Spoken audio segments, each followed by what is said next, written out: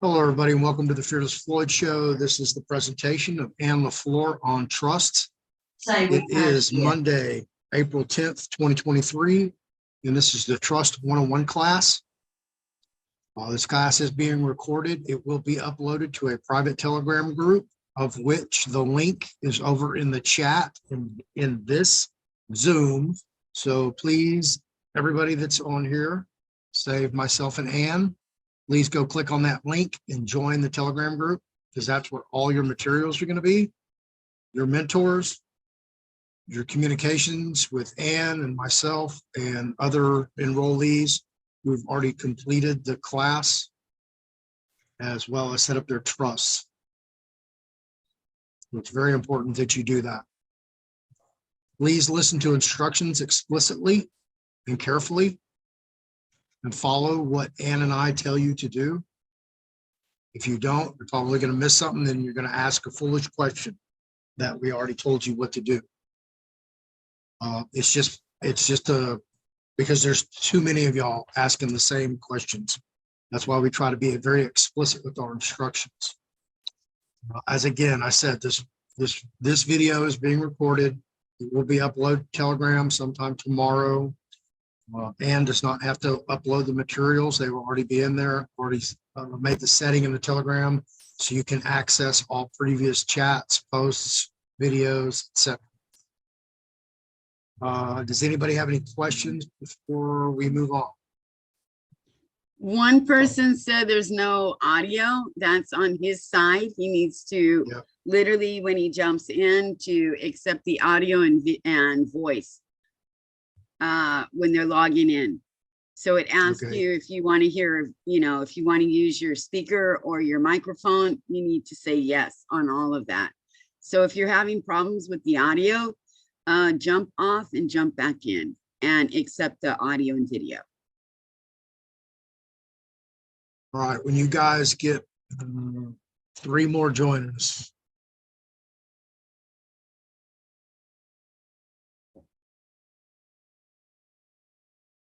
That looks about right. It should be a full house.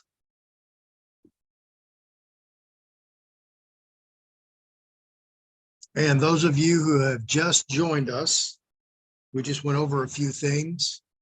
If you will, go over into the chat, and there will be a link to the Trust 101 class Telegram group. Please go and join that group right now. This video is being recorded. It will be uploaded to that Telegram group tomorrow, so you'll be able to watch it again. You can also go back and watch other trust class videos from previous classes, as well as all the materials to create your trust are in that group. That group also has multiple mentors in there who will assist you with setting up your trust and putting it together, as well as getting your EIN number and helping establish your bank account. Now, I'm going to tell you this up front, and this is just from the experience of enrollees and the current banking situation. It was at one time when we started this group, you could pretty much walk into any bank and set up a trust account. No problem, no questions asked. Wham, bam, thank you, ma'am. We had students doing this in 1 week, complete the whole process. Now the banks are getting a little hinky about what they're associating with. So it may take you more than one attempt at a different bank or credit union to get your account set up. So I'm going to just forewarn you on that aspect of it. Everything else is very simple, no issues with anything else. But just because of the banking issues and what they look like going forward, people are having issues with them just in general, not so much just with the trusts. But yeah, they are like my trust. I've been trying to set mine up since November. I've been fighting Wells Fargo legal for a hot minute. That's just my own experience, but they know me very, very, very well. So that's probably why the whole deal is. All right, I think I've covered most everything for the basics. Telegram is the backbone of this platform and all the class structures. So each different class has its own Telegram group, 201, 301, 401, and the VCR. So if you take those classes, I'm going to extend the 20% off, or basically take all the trust classes, get VCR for free. to all the enrollees. So if y'all want to jump on that offer and take that, go ahead, hit me up after this and I'll get you set up. Because the holiday special is going to end probably tomorrow when I have time to mess with it on the website. Any questions anybody has before we move on? Awesome. All right, Ann, are you ready to take the floor? Okay, before we start, I'm going to say a few things. Okay, during our last set of classes, I had several students who were not listening closely, who did not listen correctly. When Floyd and I both told them, please do not contact us personally. Use the Telegram channel to forward all of your messages to the Telegram channel. And if Floyd and I have a free minute, we will be happy to jump in and answer as many questions as we possibly can. There is a lot of people in the channel that are there to help answer all these questions. Number two, there was a major misunderstanding about contacting me directly, sending me personal messages, this, that, and everything else. And I did have some threats about, well, I have 450 some odd thousand K, followers. And if this is the way it's going to be, I'm going to talk about you. Well, I don't appreciate that. So basically, I don't take too good to threats, and neither does Floyd. We are there to help. We are energetic. We do have other things to do. Floyd runs other channels, and I literally have so much going on right now. It's amazing.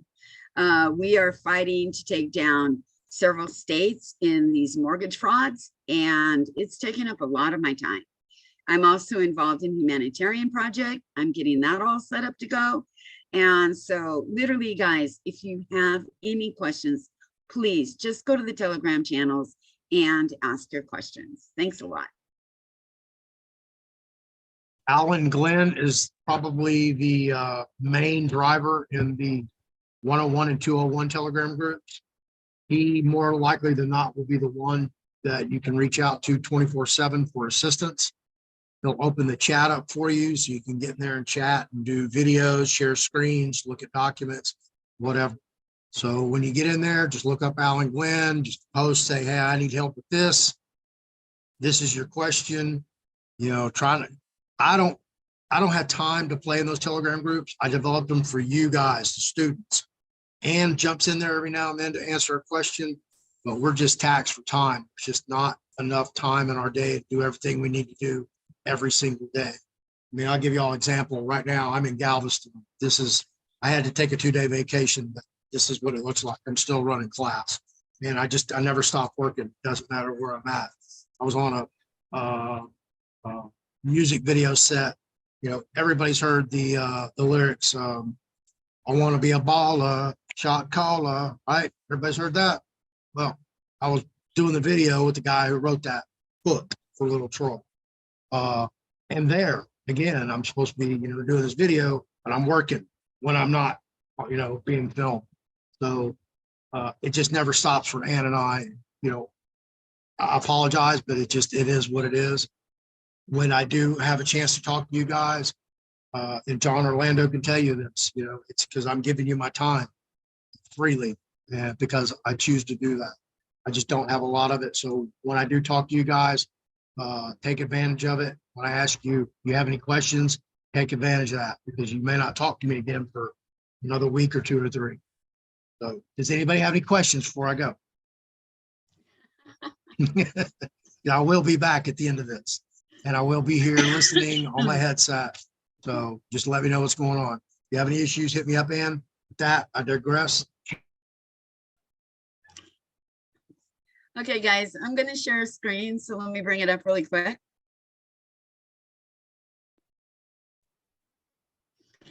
Okay, we're going to start the class today. I'm going to introduce the Revocable Living Trust, and we're going to go through what it really is and how it works and what great benefits it has for us. I guarantee you the banking system is going down. We do not want the new world order bank, one currency, one world order. We're not seeing that right now around the world. We are seeing every country is developing their own currency like it should be. And I was really happy when I saw Vietnam come into it. Vietnam hasn't used its own, currency in over 70 years. So this is really important, guys. And like Floyd said, because we're going through this transition phase of the banking system, getting off of the fiat currency, the world global stage is stopping to use the fiat currency. And they need to crash this currency so every nation can run on its own currency through gold-backed currency. This is one reason trusts are so important right now. We're basically going to be living in a trust society from now on. Everything will be running through our trust. We will be doing our banking through our trust. We will be purchasing items through our trust. We will be moving items in and out of our trust. A revocable living trust is a gateway or a passage from the private side of the banking system into the public side, which we're living in right now. It's also vice versa. It goes from public to private. So this is our pass-through account that we're going to be using to move our assets and our, property, or whatever we call our res, which is what we put into our trust, out of the public and into the private. So this trust is really important. And the first part of it, you're going to have a book, I think 25 or right around 25 documents. Okay, the documents are going to be the trust itself and setting up your trustees, your co-trustees, and also your banking system. And it'll give you a few documents to use in your banking system where you'll be able to still use your trust to pay some automatic bills. I don't like automatic bill payment, no matter how you look at it. I don't live in America, but I've had some really bad experiences with automatic bill payments here where I live in French Polynesia. So I just basically stick away from it. I really don't want to do it. So anyhow, here we go. So this is what we're looking at. So we want to understand what a revocable living trust is. A revocable living trust is a document. Okay, everybody's thinking, why do we need documents? Documents documentate everything. And we place our assets and our property into the trust so we can seamlessly transfer to our beneficiaries after we pass away. So remember, we're not physically moving a house into our trust. We can't do that, guys. We literally have to use a document that transfers the property into the trust. So the trust has to be funded, and they call it a res, R-E-S. And this is what we fund our trust with. So when we're moving our assets into our trust, we are actually creating a document, very similar to when you buy a home, you have a deed of trust or a trust deed. Actually, it's called the deed of trust. That's where they assign your mortgage to it. So basically, we're creating trust deeds, and we have to physically create a trust deed in order to be able to move our property from one place to another. And this includes our assets. So in banking systems on the public side of the ledger, you guys are all using what they call an interest-bearing bank account. That means that you're beholden to the federal government and you receive benefits from the federal government. So when they give you these little tiny amounts of 6 cents or 7 cents or 10 cents or whatever on your checking account and your savings account, that's how they're getting you through the federal government as a beneficiary or as a benefit. Well, that's not a beneficiary, but they say you benefit as a beneficiary from them.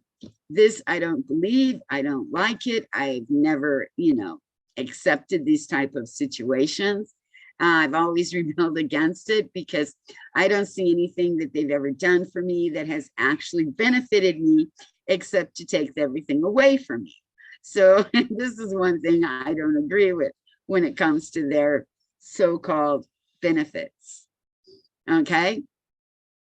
So trusts are legal entities that hold assets for beneficiaries to eventually inherit. It's the name it's as the name suggests. You can amend or revoke the terms of a revocable living trust at any time. So as we're looking in the situation, we can have only one revocable living trust. We can have as many express trusts as we want, and we can have as many irrevocable trusts as we want. People are having issues understanding the difference between revocable and irrevocable trust. Number one, an irrevocable trust is great, but it also has a lot of downsides. It has benefits. If you have a lot of money, you want to have tax shelters, you don't want to pay taxes in the public side, you can move so many things over to the trust. But once they're in that trust, they're locked up. You no longer own them because you gave them away. So there's a lot of things that we're going to learn in these trusts and how these trusts work as we're moving through this, new ground and new foundation and new everything that we're developing. So it's an adventure, and I think it's an exciting adventure, and we're moving into some exciting places. So a revocable trust also has various different names. We do know it's called a revocable trust. You will maybe see it called a revocable grantor's trust. You might see it called a revocable inter vires trust. You might see it called a living revocable trust, or you might see it called a joint revocable trust. Okay, joint means husband and wife. So there is quite a few different names that this goes by. We do set up this trust using our complete name on our birth certificate if we're unmarried. If we're married, we can set it up as husband and wife. We can also use this as just as a revocable trust, or we can call it a revocable living trust. That depends on you. The title of the trust is your title. Okay, how do you want to title this? We will title it with our first and last name. So if I want to call this, Ann LaFleur's Revocable Trust, I can call it that. If I want to call it Ann LaFleur's RLT, I can call it that because it's a revocable living trust. Or if I want to call it Ann LaFleur's Revocable Living Trust, I can call it that too. So this all depends on how you want to name your trust. There is no rhyme or reason to it, but your name needs to be in the title of it, and somewhere it needs to say revocable, and it definitely has to say trust. So what is the purpose of a revocable living trust? This is really great because we will use this trust to put our assets into this trust, and from there we can move them into other trusts. We'll also use it to get out of this stinky court system, and I'm saying it stinks, the court system, and we really don't want to go through probate, not at all, because it literally can tie up every single one of your assets as long as they possibly can, and they could literally almost drain the trust to absolutely nothing if we have to go through probate. So basically what we're setting up this trust for is to avoid probate. We don't want our family members to have to deal with that crap once we're no longer with them. So basically we're trying to make their life a lot easier. We're trying to avoid all these tax, garbage from the IRS, which, by the way, you guys, if you understand what prima facie means, it means a law that's not really a law unless you believe it's a law. Well, that's Title 26, the IRS codes. So we want to avoid the IRS codes as much as we possibly can during this adventure because they're not really laws. So we don't want to get trapped into that mess. we will be having to use our Social Security number just because of the way these banking systems are set up right at the moment. Hopefully, in the next couple weeks, or by the end of June, the beginning of summer, we won't be dealing with so much of these IRS mess any longer. We do have two things that a trust has. A trust does have an EIN number, and it has to be set up as an EIN number. Now, don't get into the fact that everybody wants to set up a foreign EIN number for revocable trust. Doesn't work that way.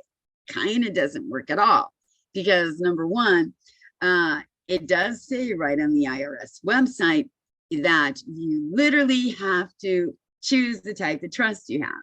So if you want to choose a foreign trust, okay, get a foreign EIN number. Now go in and follow the foreign EIN number laws, regulations, and rules to set up the trust, which means that your trust is literally in another country with two trustees from another country operating that trust. You are sitting in America. So you would have to have your trust stay in Jamaica, Canada, Africa, whoever you want it.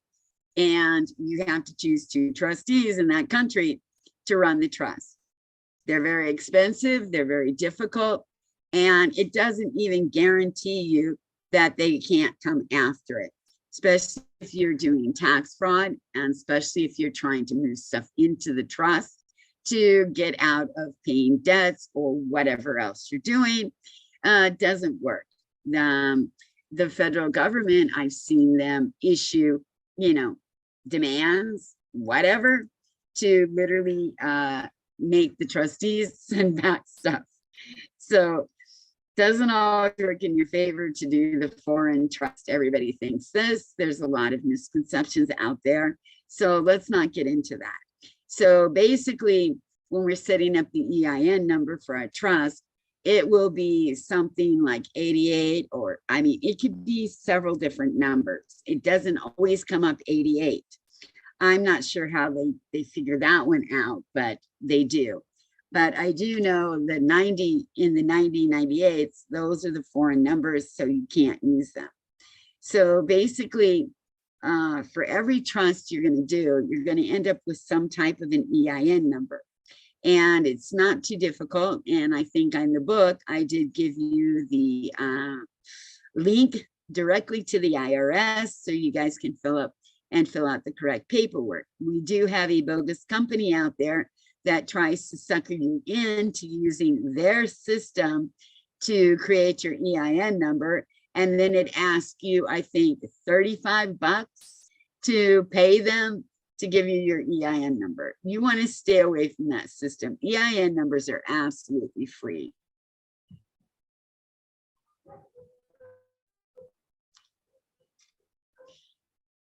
So I just explained to you, we don't want to go through probate.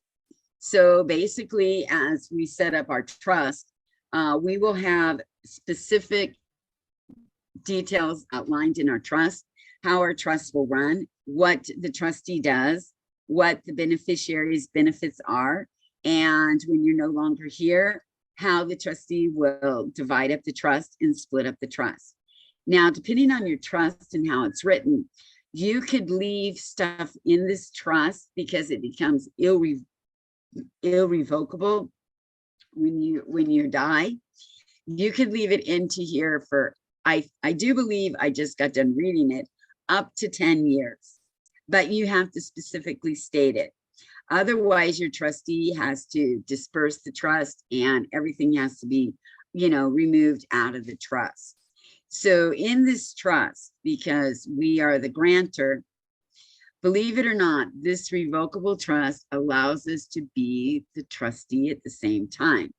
Now, you do have an actual benefit being the grantor and the trustee, because you can benefit from the trust, but you can never, ever, ever be the beneficiary of this trust. Many people argue with me over this. Well, it says we can be the beneficiary. And I said, okay, great. If you want to be the beneficiary and don't name any beneficiaries, what happens if you die tomorrow? You don't have anybody to take your stuff because you gave it all to yourself. Doesn't work that way, guys. You cannot be the beneficiary of this trust. That's it. That's the end of the game. It's the end of the story. Okay, so a revocable living trust can also serve other purposes depending on your objective, like with the power of attorney. It can do some protection for you. It can protect certain objects or certain things inside of your trust. Also, we can ensure that a trusted family member or friend is named as our successor. So when we name a successor for our trust, we definitely have to go talk to that person and ask them to accept it. Because as a successor trustee, literally we have a contract. It's not really a contract, but it's a form of an affidavit. And it literally says that you give it to them and they fill it out, then they go get it notarized and give it back to you. It literally says, I am LaFleur, accept Tanya Davis's proposal to be your, successor trustee to, take care of her trust and distribute her affairs to her beneficiary when something happens to Tanya. So basically, it's kind of like that. It's sort of just as a small little thing, and then they give it to you. Now, maybe sometime later on, something comes up and this person has left the country and they literally are, contact you and say, hey, I'm no longer available to be your successor trustee. What do I do? Well, then that person will literally give you a letter saying that they're sorry they have to, give up this position. And in some trust documents, you can allow the successor trustee to name another successor. Well, you got to be careful on that one. You basically should name the successor yourself. You shouldn't actually ask somebody else to choose somebody else to be your successor. Some people allow that to happen, some people don't. But I would, try to not write a clause like that inside of my trust that allowed my successor trustee, if something happened, to nominate a new successor for me. I would rather nominate the successor myself. So we sort of know who the parties of a trust are, or maybe we don't know. We definitely need a grantor. A grantor is who you are, because you are granting everything to this trust that you're creating. So you're the person who grants everything to this revocable trust. So as a grantor, you can also be referred to as a donor, a truster, or a settler.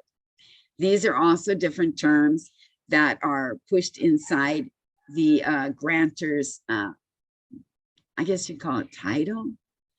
Description. Yeah, be more description. Sorry, guys, sometimes I lose my English words and I have to sit back and think about them because we speak French here 24/7, so not a lot of time to remember some English words that go on.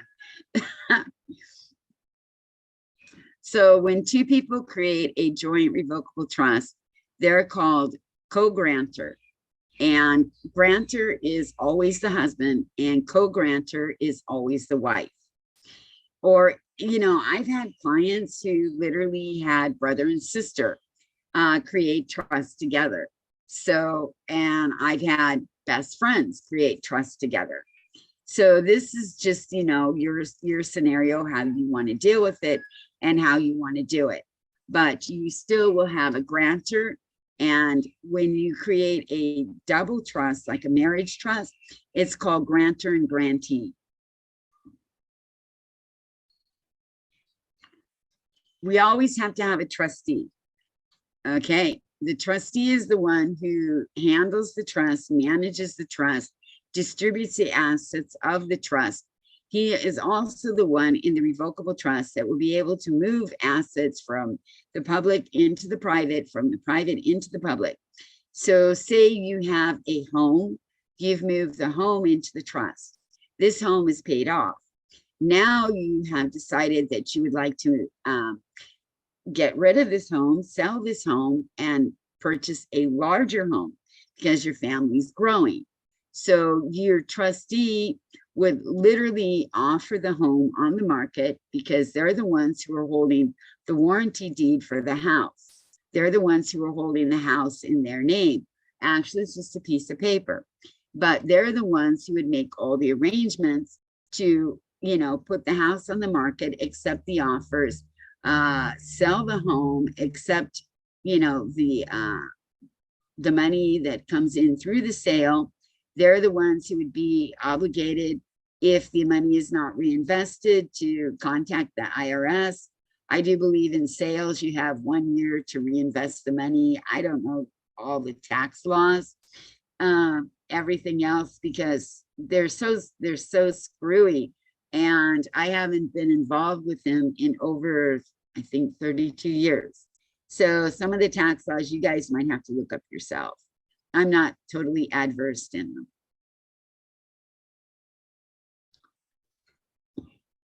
So 2 people can act as co-trustees. You can actually have co-trustees up to 3 to 4 people. I've seen, family members create a trust, and all 4 of them are named in the trust as, as co-trustees, or they're all 4 named as, grantors and grantees of the trust. So it's possible you can, do this as you want. So as a grantor, if you appoint someone beside yourself as your trustee, they will have the ability to manage the trust assets. Therefore, you need to take great care in ensuring their trustworthiness and competence. This is very important. And it also deals with you and your ability to write the contract, because trust is like a contract. It's not like these contracts that we're, stuck with now, loan contracts, this, that, everything else. This is a contract between you and your family members, or whoever you are leaving your affairs to when you're no longer here. Okay, a successor trustee, I just explained that to you. So when you're not here, somebody has got to take over the trust, or in the what would I say? Hang on a second, I'll get the word. So in the increment, if something does happen to you before you pass away and you become incapacitated, or you become hospitalized and you can't handle your own affairs for a short period of time, or maybe it could be up to a longer period of time, then that's when your successor would come in and handle the trust until you could take it back. Once that happens, you just, have this all in your contract, that if anything happens to me, the successor will step in to take care of the business of the trust until I come, until I can, recover it. We know that you cannot be a beneficiary because the trust leaves everything to the beneficiary. So you can't leave everything to yourself because it's not literally virtually possible to do that. So basically you have to name anywhere from 1 to however many beneficiaries you want inside of your trust. Okay, there is some basic rules and regulations about beneficiaries. A beneficiary has got to be a natural person. I'm not talking about all these, definitions, this, that, everything else, because who we are is natural people. It states so in trust law, it states so in banking law, it states so across the board. So if you guys have any of these misconceptions, national this or, state that, get it out of your mind, because it doesn't apply to trust. In a trust, you are considered a natural person. The only person you can leave anything to from a trust is another natural person. So basically, another natural person would be if you wanted to leave all of your assets to a charity. That would be considered like a natural person. If you want to leave everything to your dog, you can, but you definitely have to have a natural person to take care of the animal, because the animal cannot take care of itself. So basically, you could not really honestly do that. You could leave everything to a caretaker that would leave all of your worldly possessions to that animal. And in the end, when the animal was no longer there, it would relinquish the caretaker's duties and everything would be given to the caretaker at the end. So do we have any questions really quickly? What's going on so far?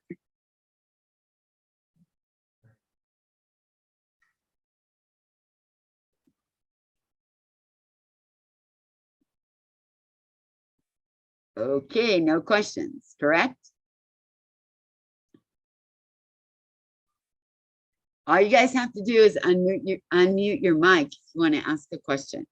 There's a question in the chat. I can't read the questions in the chat when I have the screen share.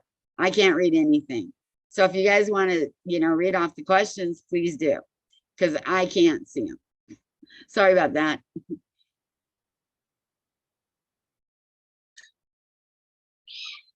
Can unmarried couples create as grantors and co-grantors? Yes, they can. Thank you. You're welcome.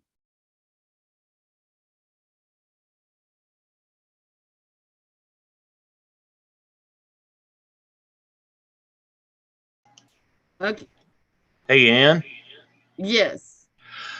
does the name of the trust have to be exactly fully spelt out as on the birth certificate, or can it be abbreviated initials? It should be the same as it is on your birth certificate. Okay, thank you. Okay.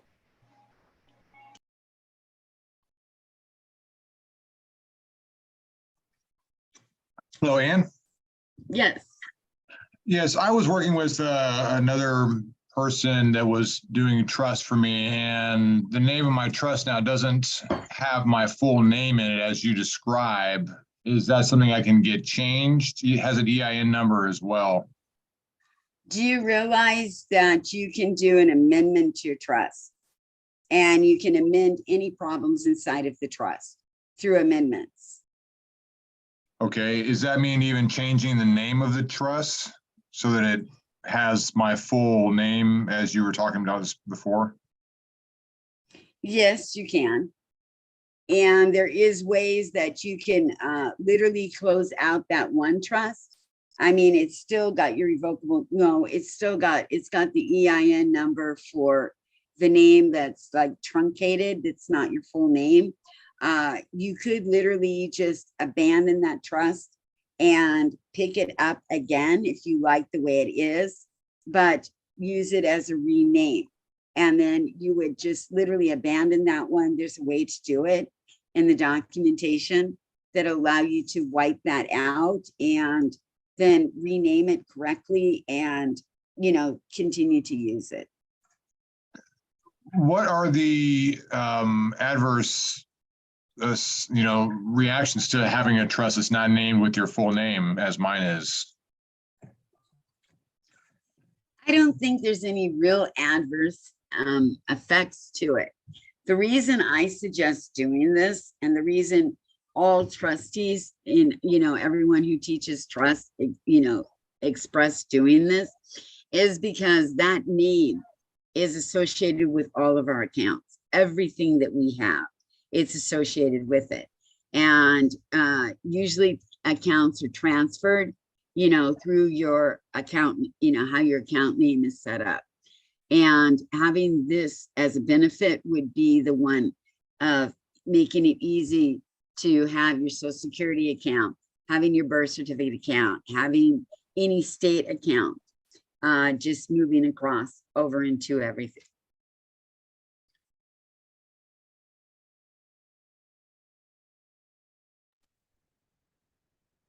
Hello, everybody, and welcome to the Fearless Floyd Show. And thank you for watching. That was about 40 minutes of the beginning of day one of Trust 101 class. So if you liked what you heard and you'd like to enroll in the class, we have classes coming up on the 8th and the 9th of May this month. That's a Monday and Tuesday of next week. We also have some in June as well. I don't think they're on the schedule yet, but all you need to do is just go to the fearlessfloydshow.com, put a / right there, classroom.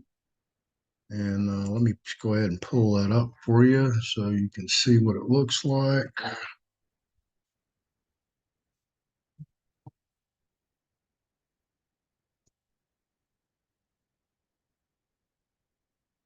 Right here, this is the website / classroom. Right here is 101 class. There's the 8th and the 9th. Just click on that. Click on the date, click on the time, click next. It's going to ask you for some information. This information is strictly for me, for my records, so I can keep you guys, keep track of who you are with all the different identities you have that across these different platforms.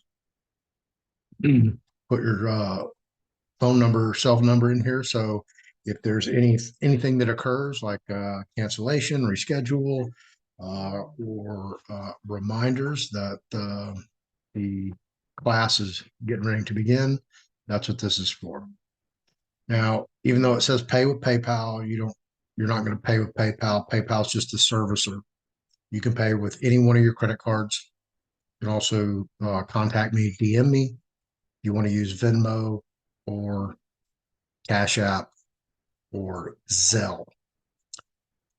So basically that's how it is, real simple. This is a $199 class. It's 2 hours, Monday and Tuesday, May 8th and 9th at 7 p.m. to 9 p.m. Central Standard Time. And of course, this is just a fundamental class on trust, how to set one up, how to get your EIN, and how to establish a non-interest bearing bank account. Now, also with that class, you will have access to this right here. And this is the Fearless Floyd Show Trust Class 101 group. And you see there's 155 former students. They're all in here. And you can interact with them. There's also mentors and administrators in here who will guide you through setting up your trust, getting your EIN, as well as helping you with setting up your non-interest bearing bank account. And then this shouldn't take you that long. And but you'll be added to this group. And then if you want to take the following classes, I have different groups, as you can see here in the background right here. Here's 201. And then I have 301 and 401 and a VCR as well.